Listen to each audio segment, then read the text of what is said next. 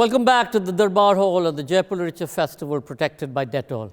It's an incredible pleasure to present Unscripted with Vinod Chopra and Abhijat Joshi in conversation with Vani Tripathi Tikku. A book charting an exceptional life and career, unscripted, by screenwriter, director and producer Vidhu Vinod Chopra, who's been a regular at the Jaipur Literature Festival for so many years, and scriptwriter Abhijat Joshi, who take us on an extravagant journey through the life, mind, method and madness of perhaps one of the greatest filmmakers of Bollywood today. Over the past 3 decades, Chopra has seen it all, from putting together low-budget student films to establishing the largest production house within the Indian film industry. He's presented the biggest blockbusters of the era, while also introducing the audiences to a sparkling list of young actors who he took under his wing and nurtured to stardom. In conversation with the ever-effervescent Vani Tripathi Tikku, they dive into a session on Chopra's life and work and a friendship spanning decades. Starting in 1978 with his Oscar-nominated short film An Encounter with Faces, Vidhu Vinod Chopra has won countless awards over the years for his path-breaking work as director, screenwriter and producer.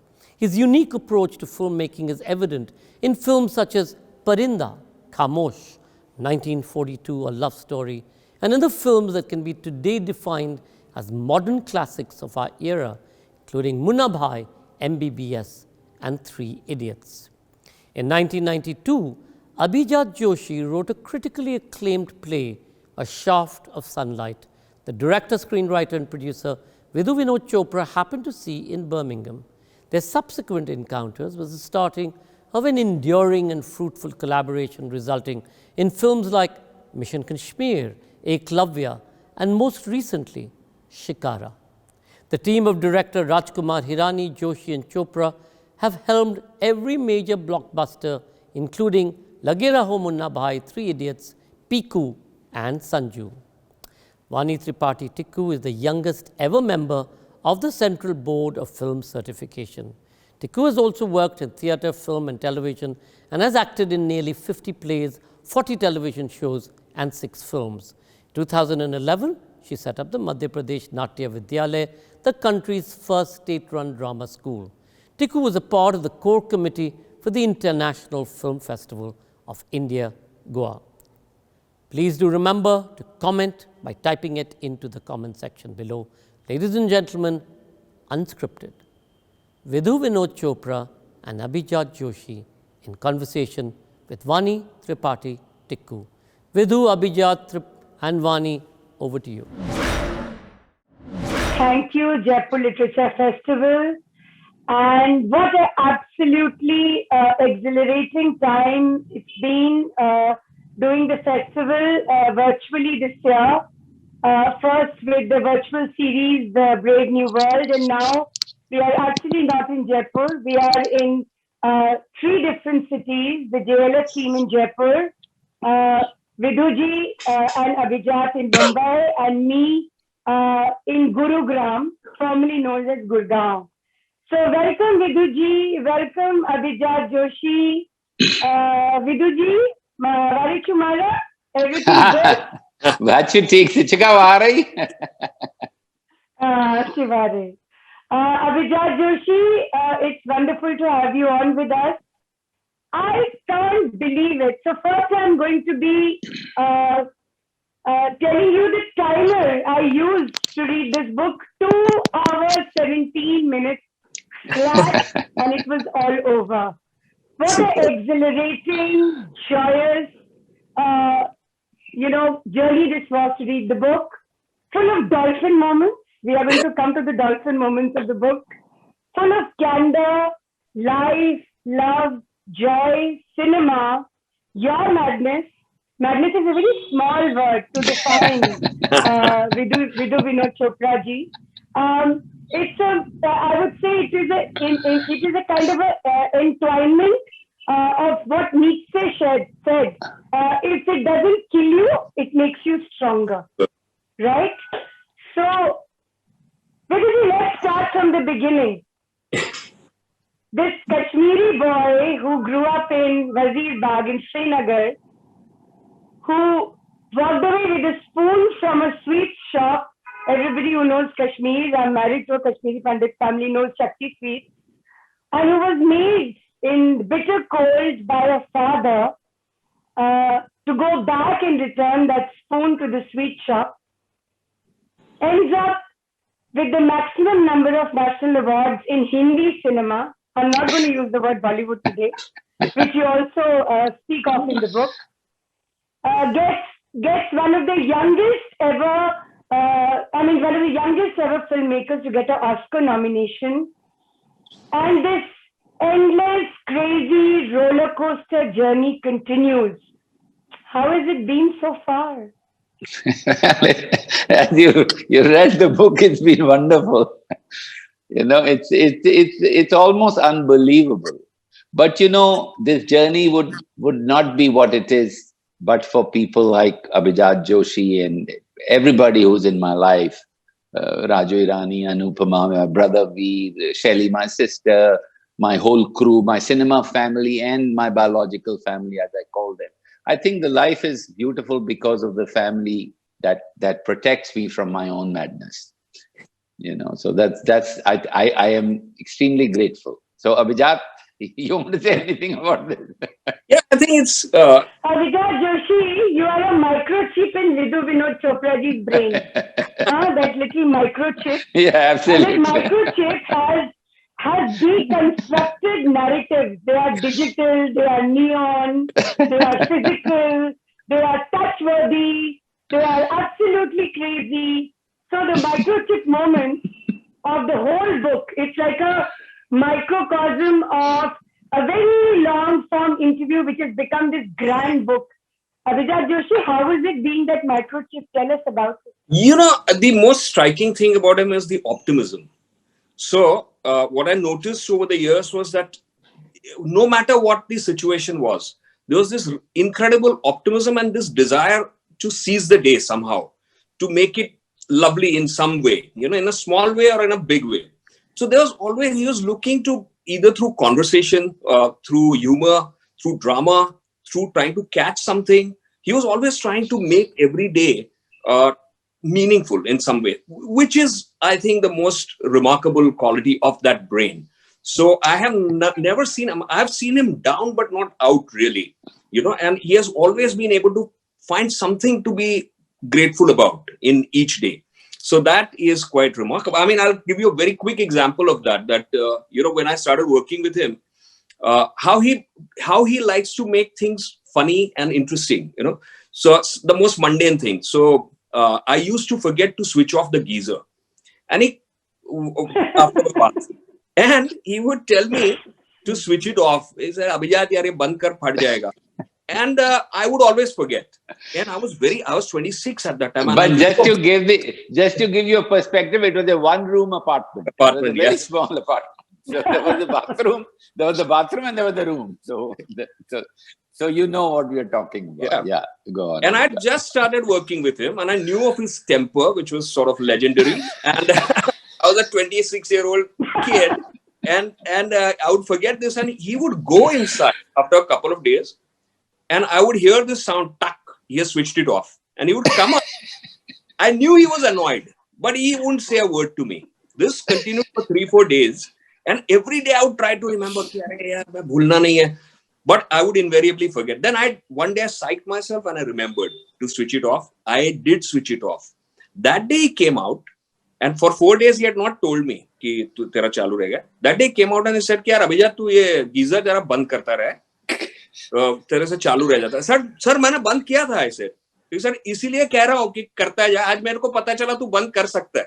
मुझे लग रहा था तू कर ही नहीं सकता, तो मैं बोल ही नहीं रहा था. So suddenly that day became delightful for us. And that "tu kar sakta hai" is exactly what connotates the audacity of hope of Mr. Vidhu Vinod Chopra. And I am going to deconstruct that audacity of hope, but there's one thing. One, of course, the blog of the book is so gorgeous, and we are in the middle of a literature festival, so I will take Viduji's permission to only read two things, one very small and one chapter, which is totally crazy. I mean, people are going to hear this and then they're going to just go off, and all the shelves are going to be empty by the end of going past this session, because it is a book which absolutely is unputdownable. But you say so, Viduji, that maybe someday someone might read this book and when I'm dead and gone, and say a man from a small mohalla in Kashmir had big dreams and fulfilled them without selling his soul. So why can't I? So this audacity of hope, Viduji, you are an audacious person, huh? We used to hear small town, big dream stories. The film industry is full of those. But you've probably surpassed all types of audacity. And to have that courage, to have that audacity, to have that zig, takes a lot, inside of you.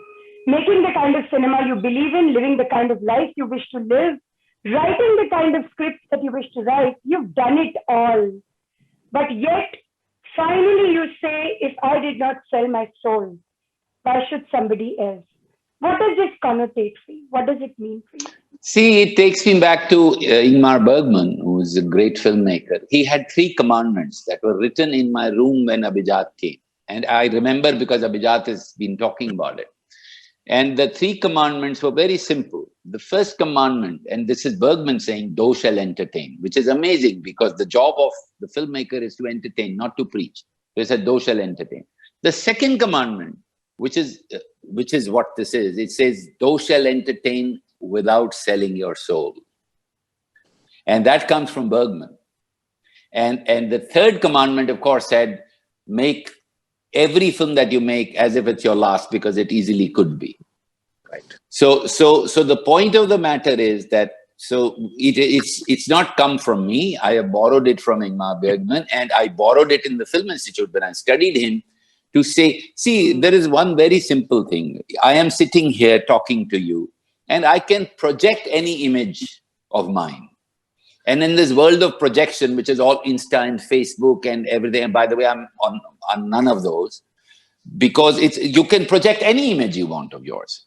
You see Insta, and everybody's projecting their finest moments in Maldives, and here, there's no sorrow. Everybody's happy because that's what they're projecting. So I can project an image here for, Jaipur Lit Festival. After projecting that image, when this screen will go off, I will be very unhappy because I will know that that's not who I am. So even if you like it, that's not who I know. I know the truth. But if I am speaking the truth, I'm speaking from my heart, and everybody says this guy is nonsense, this session is rubbish, everything, that's fine. But I'm happy, right? Because I have spoken the truth. So for me, this selling the soul part is not only about the movies, Vani. It's a life I choose to live. And it makes me very happy. And I'm very happy living this life. And I would like to say in this book to whoever that, hey, this is a good way to live. Look at me. I'm 68. I'm happy. I'm having a good time. Please follow this. It works. So this truth-telling will lead me to this absolutely crazy truth-telling that you did. So after Film Institute, you got your absolutely gorgeous new film award, the first film award for Best Short Experimental Film, for which you were promised by the Government of India 4,000 rupees. And ladies and gentlemen, what I'm about to read is something which actually put me also absolutely, I was flabbergasted when I read it. First I will read this, then I will come to both you and Abhijat, because this must be mad. When you guys were conversing this, when you were retelling this, it must have been as mad as, the kind of madness I felt. So you go on stage, there is Honorable Neelam Sanjeev Reddy ji, who was the president at that time, and Adanya Lalkrish Advani ji, who I call Dada, and so do you, who's the information broadcasting minister, and you get onto the stage, and what happens?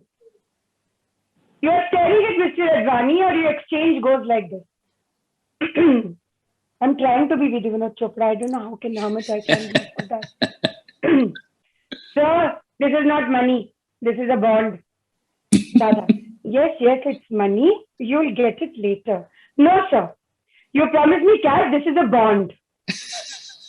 There I was talking to a minister like that on the stage of Vigyan Bhavan. Mr. L.K. Advani got irritated and tried to calm me down. Okay, beta, let's meet tomorrow.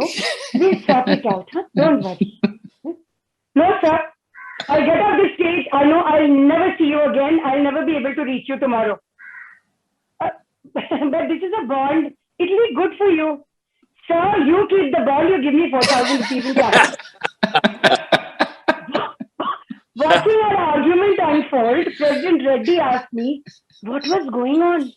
And I blurted out, sir, this gentleman promised me cash and he's giving me this bond saying I should go now. I know I'll get off the stage, nothing will happen. I'll be done so. By this time, Mr. Advani had lost his temper and spoke firmly. I am telling you, come to Shastri Bhavan at 11 o'clock tomorrow. You'll give me the money then, sir? Huh? Yes, I will give you the money. I turned to the president and I said, sir, there are only 3 people on the stage, you, him and me. Can I come to you tomorrow if he doesn't give me the money? I'm sure Mr. Neelam Sajiva Reddy just totally lost it. This is happening, I mean, probably being telecast live on Doordarshan. Yes, Mr. Advani is a minister and if he tells you, he will give it to you. He will. If he doesn't, call me. We'll help you. My goodness. I mean, who is this young man? Abhijat Joshi, you tell me, who is this young man? He's standing there and later he gets to know that this is being telecast live on Doordarshan. What can be more crazy than this? And of course, a beautiful relationship that you forge after this for many, many decades with Dada, with Honorable Advani ji, who became literally like a part of your life and your family. But Abhijat, when this was going on between the two of you, tell me what the microchip was deciphering at that time. No, these things had never told me as part of his life story. He was always telling me these things in the context of the scripting. So I just met him, and in the next the weeks that followed, when we're trying to script something, so it would be the story of someone who is a bumbling person from a small town, and he would come up with this, ki mere saath ye hua tha. So he was helping me with the process of plotting something, but I was dazzled by the madness and the audacity of these stories. For me, the stories were almost more important than the script at that point. I was not even equipped really at that point to do good scripting. But these stories stayed with me. And they never, I mean, this story, meeting Francis Ford Coppola, the Oscar story, there are innumerable stories that they just stayed. His first meeting with Mr. Amitabh Bachchan. So they stayed. And after 20 years, I realized that these stories, if I remember even after 20 years, you forget where you left your car key 10 minutes ago. But some story has an impression which is so strong that you can effortlessly recount it after 20 years. That story has a value. And I saw this man as full of these stories because he had, as I told you, even the most banal day, he would try to live in some way, in a meaningful way. So the more dramatic things you can imagine. So this book is a collection of these anecdotes. Yeah. But you tell me. Yeah. No, what I want to say that you have to try and imagine a kid who has gone to Vigyan Bhavan with nothing in his pocket. All the money I had from Bombay, which I had borrowed, I had used because I said, "Abhi mujhe 4,000 rupees milenge, main khana khaunga, shirt kharidunga, aisa karunga." They gave me an envelope. It wasn't thick enough. Those days, I thought 100 rupee note mota envelope hoga, 4,000 rupees. So मैंने ऐसे किया, देखा बहुत पतला था. तो मुझे थोड़ा शॉक हुआ कि यार हुआ क्या? तो मैंने खोला वो. And then I took out the thing and I realized. The point is, what you have to understand, this didn't come from grit or some madness. It came from need. Mm-hmm. I needed that money to have my dinner. I needed that money to have the breakfast next day. So it has nothing to do with madness or grit or courage, or it is something to do with need, necessity. I needed that money. That's what I told him next day when he gave me that breakfast. He said, he was lecturing me. I said, "Have you had breakfast?" Mr. Advani said, yes, haven't you? I said, no, I have no money. Why? I said, because I thought I'll get $4,000 and, I would be rich. And so it all came from the necessity to get that money in order to literally, sleep and eat and dress. So I don't look at it as a very, bold or brave. I look at it, bhaiya, I needed it. What to do? Well, that brings me to a very That is interesting necessity. concept. Yeah, I think this brings me to an interesting concept of being authentic. So it's his need, so he reacts in a particular manner, guided by that need, not guided by the other stimuli as to how others would react in that particular situation. So he is just guided by what should be done as a human being, not by what is done by others in similar circumstances. And I think that's the authentic thing. And I think he has lived his life in an authentic manner. That is the key. Abhijat, if today I was to get 4 crore award in JLF, okay, Yeah. I go to JLF. They say, we love your book. Here's an award, 4 crore cash award. And it's encashable after 10 years. I'll say, that's fine. That's okay. Thank you. I won't take it. I don't need it. Right. So why will I take it from them? All the writers who will get to hear the 4 crore will jump and say, where is it? JLF 4 crores? I mean, what is Vidhuji talking about? Let's investigate this further. Yeah, but there's no, I will not. Seriously, no. No, coming to this audacity of hope that I constantly, the first reaction to the book was that you are a very audacious person, and the audacity has translated. Look at the Oscar story. How do you manage that visa? I mean, it's totally crazy. On a holiday, you end up outside the American embassy, and you manage your way by getting the ear of an official there, and you land up in a kurta pajama finally, to the ceremony. I mean, the most elitist, high-browed event of the world. And what is that? It is again that audacity of hope. I have gotten an Oscar nomination and I'm going to be there. So isn't this the defining moment of what you believe as a creative person, the cinema that you made, whether it was, by the way, I've seen all of your films. I've even seen Faces. I saw it, I remember Sudhir and you did this gorgeous masterclass at the Film Bazaar a couple of years ago. And I remember Sudhir for several weeks hunting down the National Archives for that beautiful that was your first ever film, right, with children. And you had only that much stock. So you went into that, you rolled it out and, as much as stock that you got, you got the film together. And one more thing which is so interesting about you have made big films. You've also made films which have a large canvas, but yet you've always done it frugally. What is this dichotomy of most people go mad, they become some sort of, megalomaniacs as creative people on spending the money, whether they are the producer or not, on creating canvases because they have a lavish vision of what it should look like. Yet you have been contained in the way you've used your finances, and yet you've been able to create that amazing, those realities on cinema, which look even larger than what they are. That one beautiful photograph of you taking the shot, you couldn't afford a trolley, so you put the camera in a car and it is moving up and down like that.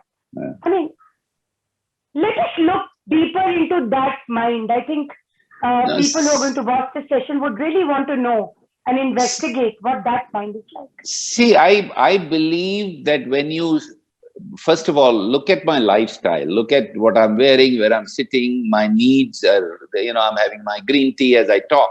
So I don't have great needs. I don't throw parties. I don't have many friends. Most people don't like me, and I don't like most people, so it works beautifully. And so now the point is, what happens in movies?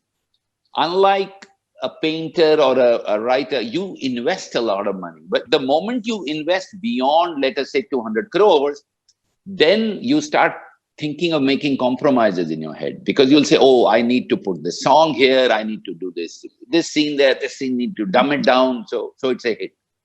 So you actually sell away your own freedom as a filmmaker, as an artist, by spending more and more money on your movie.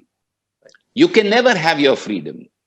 But if you are spending money careful, and on, let me tell you the craziest thing. On a film like Shikara, which I knew will not make 500 crores, I spent almost as much as I spent on Three Idiots, because that film needed that scale. I had the privilege of having thousands and thousands of refugee Kashmiri Pandits. You've seen the film. And I had thousands of buses that came to Patni Top. I could have shot that bus scene in Jammu or in Srinagar. No. I went to the exact location where that incident had happened. And Jim Cameron was a great filmmaker, saw the film in New Zealand. And the first thing he told me, and he was the first guy he says, all those buses were real, Vinod. How did you do that? Because he was noticing the buses.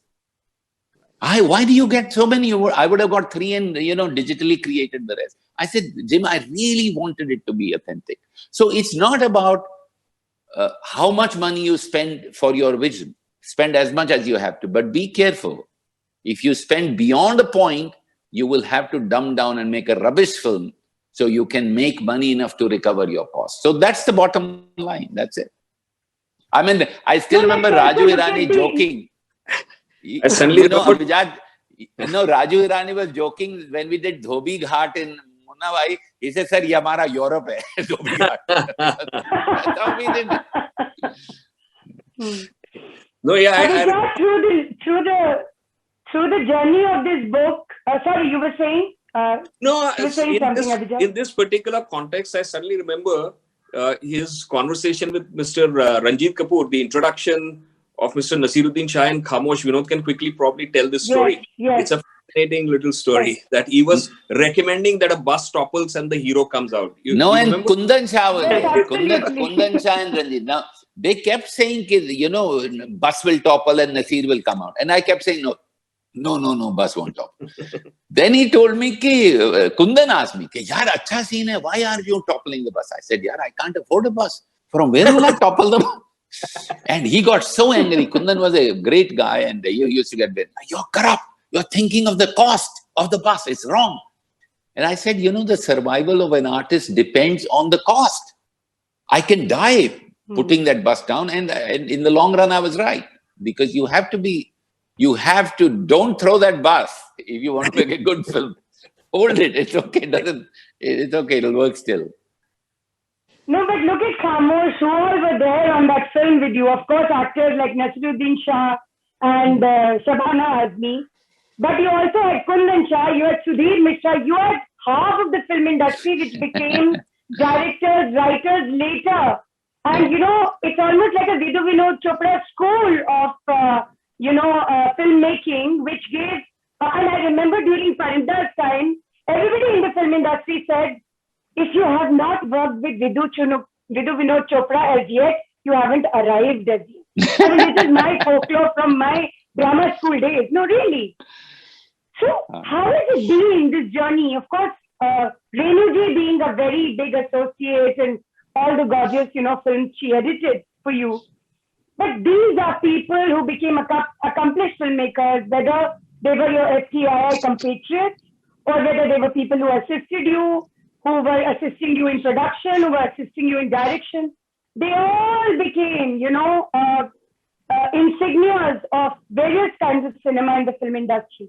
Today, when you look back and within the journey of Unscripted, what do you feel? What do you look at when you look at these people, when you look at these journeys, so many creative journeys along with you? What is it that, Well, I'll tell you, I mostly don't look back. Because I'm doing exactly the same. At this time, there's a kid called Shikhar, a kid called Jas Kohli, there's Anuja, there's Abhishek. They're all people who are going to make films someday. And I am working with them on the next film that I'm writing. And I'll hopefully shoot in 3-4 months. So it's for me to look back is death, really. And now, this book also, I must tell you, this book was never intended to be a book just like this. Me and Abhijat Joshi talked 5 years back. The book was not to be printed. It was part of Really? our, yes, it was just in the closet. Cupboard mein pada hua tha. We never thought we thought, yes, one day, but the book has become a book only because Nasreen Munni Kabir came in our life to do subtitling of Shikara. She saw the material and she said, this is the gold mine. People should know about this. Why are you not printing it? I said, I don't have time. You fix it. She fixed it. And if this has become a book, Abhijat and me should not take credit. The credit should go to Nasreen. Absolutely, 100%. हमारा तो ये वो गालिब का शेर है ना, बाद मरने के मेरे घर से ये सामान निकला. So this book, this manuscript would have been thrown in Raddi by my children after my death because it was just there. We never thought I'll do it. These were just a series of recordings. Yeah, these were series of recordings. Yeah.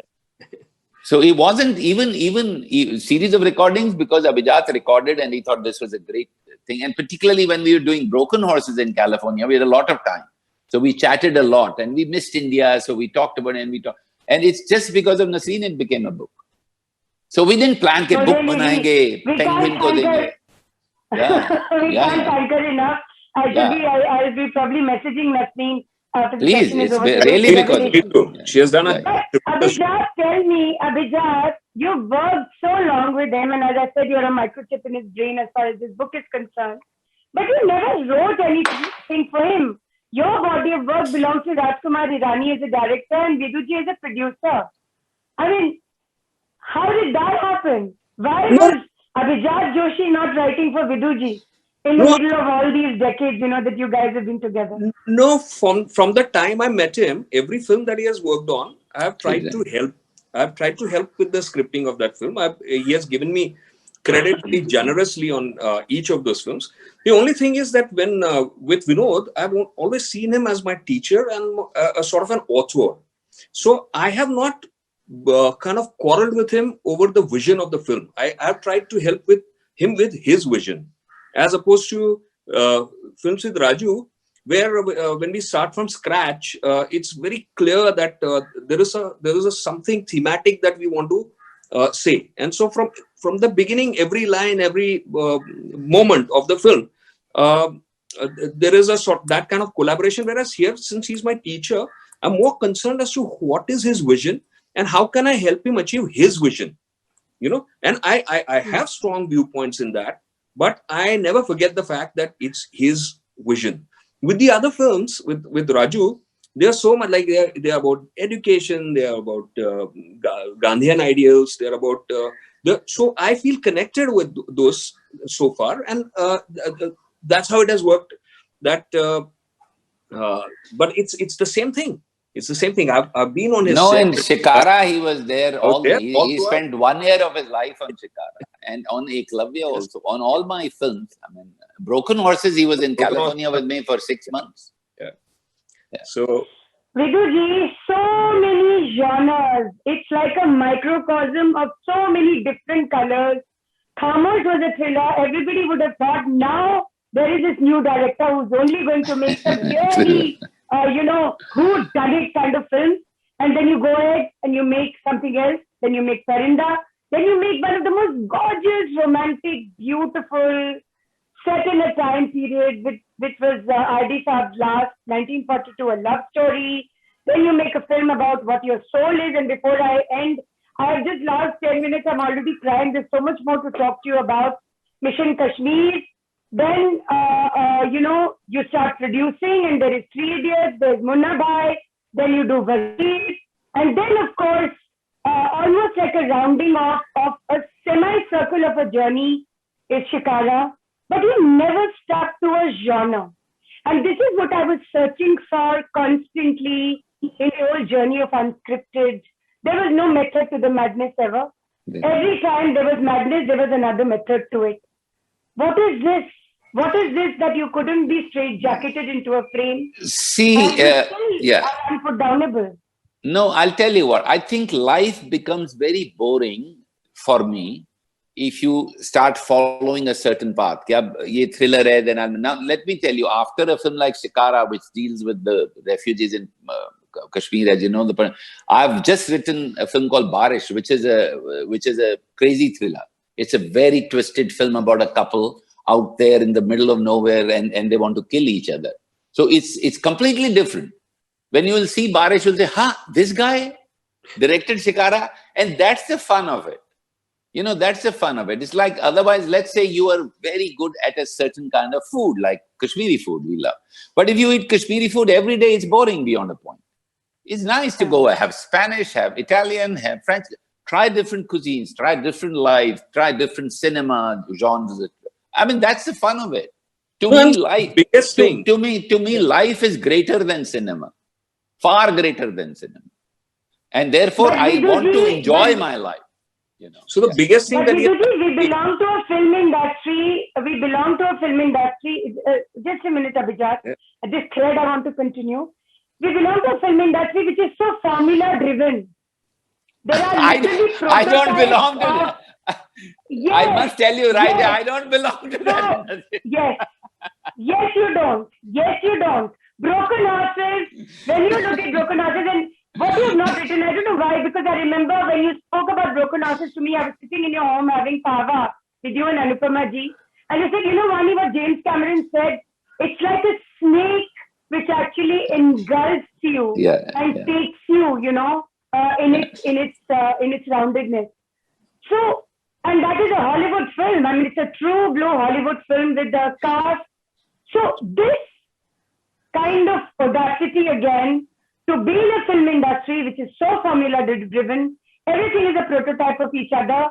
One film, one love story, 1942 love story, some 100 bonsai moronic versions of 1942 a love story went and gone for many, many years later.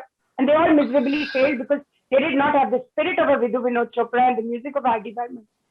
But it must be sometimes alienating as an analogy to belong to a formula-driven industry and yet have a mind of your own and do exactly what you wish to do. No, Vani, I don't belong to the industry. Frankly, you ask any industry fellow, they will say he's not in the industry. I don't go to collect my own awards.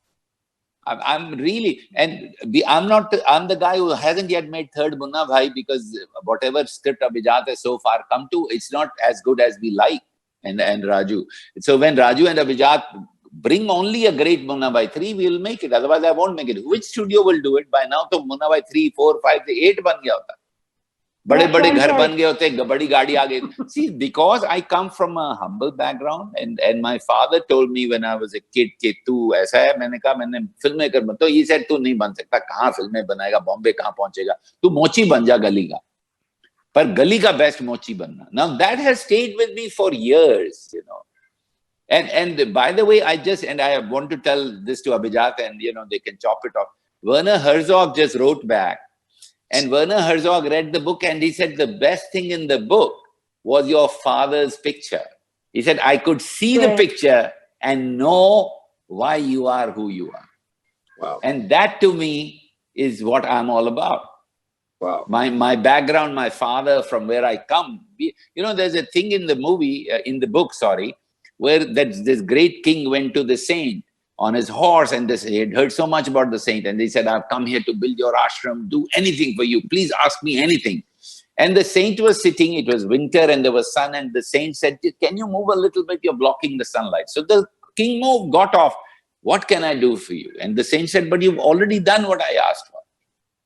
But you haven't asked for anything. He said, yes, I did. You were blocking my sun. So I said, move. Now I have the sunshine. That's all I want. So if your needs are the sunshine, which is what I'm trying to do with me. I mean, it's not as good as that, but you know. So if your needs are limited, then you don't have to seek favors, don't have to make compromises, don't have to do any film industry jargon, fake friendships, nothing. You need nothing because your needs are limited. And you then enjoy your life like the great saint. Kashmir is such a big part of your soul. And constantly in the book, Sufi saints, Sufi poets, proper. There's just one little, very small paragraph I must read, and then Shikara is the film I love the most because it's very close to my heart. As I said, it's a story I made for my mother. It's the story of our family. That's how we grew up at 35A Wazir Bagh, Srinagar, Kashmir. And then you say to Abhijat, I remember the day you called me from Ahmedabad and asked if Three Idiots was a big hit, and I told you, yes, it's huge. I've never seen such box office figures. And you said, while we were writing Three Idiots, you never imagined it would be a big hit, did we? We both laughed. That's what it's all about, Abhijat. When we write a film, we never think about whether it will succeed or not. The day we start thinking about that, it's time to hang our boots. Yeah. So I stand by that book. It's a good book. It's a beautiful book. You and Abhijat Joshi. Yeah. I mean, I think now we can do a franchise of this book too, as we can do so many more, because this is unscripted and unfinished, you know. Yeah. But coming to Kashmir, I'm reminded of this very beautiful Sufi, the Nandrush, Mahmud Gami genre of, sayings. And one saying which goes so well with you is, Prechane daro nerai, baphere dard su hamsu. The churning of life and the pain within shall continue as a journey together. Viduji, somewhere deep down, that little Kashmiri boy, has just remained intact. He went nowhere. The boy from Wazir Bagh is right there, and that childlike abandonment, the capacity to look at things and yet inquire more. I think this is what connotates your cinema, your craft, your beautiful smile, your mind, your madness, your associations with people like Abhijat and Rajkumar Hirani. So, finally, when you think of Kashmir today and when you think of childhood, what is that one thing that just emerges? You are a filmmaker, so everything would be visual within your own mind, which comes back, running back to you.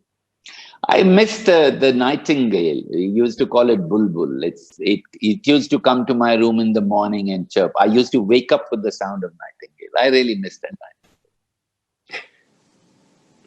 Abhijat, how many more franchise editions of Unscripted could we be ready for? I'm going to whisper something to Nasreen Munni Kabir after I'm done with that session. I'm going to actually call her out. Yeah, Many.